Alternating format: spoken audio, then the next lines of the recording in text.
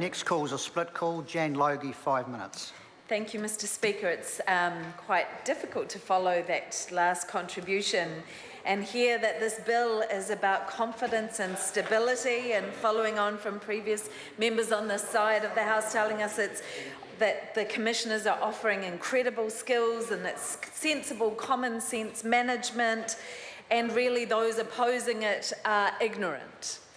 Well, in response to that, at the risk of, being called shrill, I'd like to quote the Law Society and their submission to this bill, where they said, and I quote, "Representative democracy is a fundamental principle that gives legitimacy to government and the exercise of state power.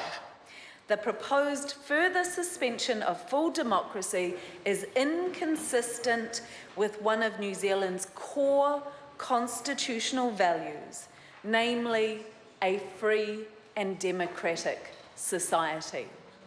I am deeply offended to be listening to the members on this side start their speeches with congratulations to the Crusaders, while this House is continuing to remove the core constitutional foundations of this country for Cantabrians. It is an absolute offence. And if you call me shrill for being upset at the removal of democracy, I'll take it, because that is the only thing that validates our ability to stand here in this House, is people's right to vote for their leadership.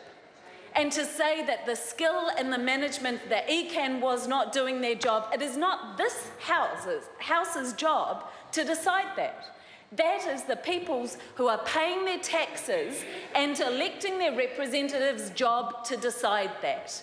That right has been taken away from the people of Canterbury by this national government. And what this bill does is give them back a half-pie democracy. And when we're told that the people of Canterbury support this bill, in the truncated select committee process and the ability for people to put in submissions, there were still 1,169 submissions. 15 supported this bill. That is not support for this bill. There is not support for the ongoing denial of democracy in Canterbury. And we hear that the purpose of this is management of the resources, that ECAN was incompetent and that they had to be removed. There's been no investigation. There is no actual evidence of that. We've heard from the Minister that actually they were incompetent in managing water.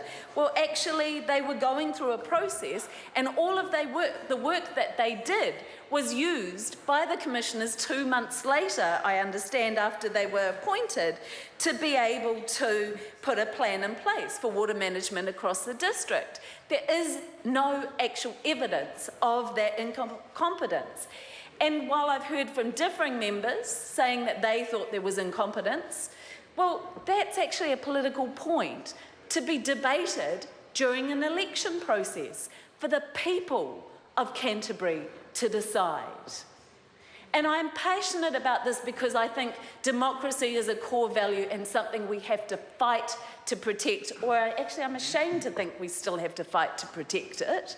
But it's important because we know that democracy is one of the things that helps us protect our environment. And with our environment, we're nothing. And this is so starkly true in this particular case, because what this is about ultimately is a fight over the rights of our environment, the protection of the water in Canterbury. The 15 submitters who supported this bill were those representing the interests of irrigators. It is the irrigators and those who want to exploit the resources against the people and the environment.